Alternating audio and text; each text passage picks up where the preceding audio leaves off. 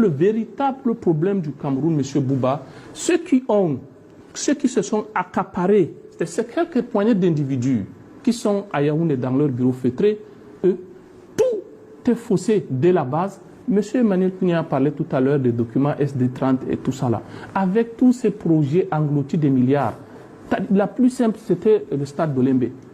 Et un stade même qui est inachevé. C'est-à-dire au Cameroun, nous vivons de scandale en scandale.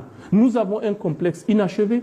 Nous avons également des problèmes de route. Nous avons des projets qui ont englouti des milliards. On vous dit, pour chuter, M. Bouba, le projet d'autoroute Douala-Yaoundé, écoutez très bien, on dit le problème, c'est de construire une autoroute Douala-Yaoundé.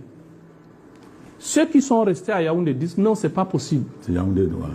Comment nous gouvernons et que ce projet doit commencer à Douala?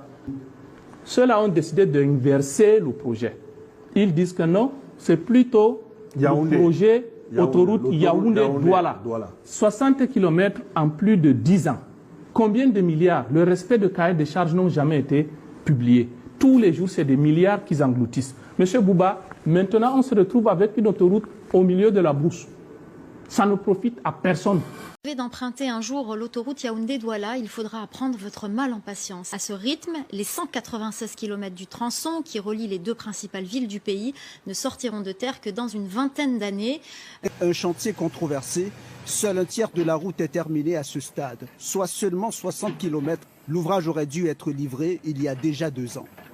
Le chantier lancé en 2014 est piloté par la China First Highway Engineering, une puissante compagnie chinoise de BTP, représentée ici par son directeur exécutif.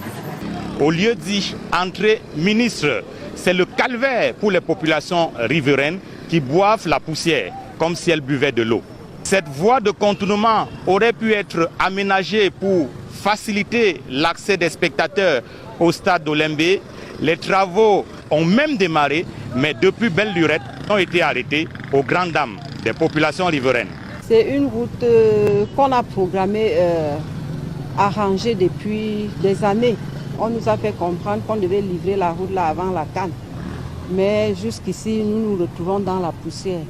Comme vous voyez là, comme vous constatez, ce n'est pas vivable ici sur cette route entrée ministre. Hélas, aujourd'hui, ce sont des camions qui arrosent la route afin d'éviter la poussière.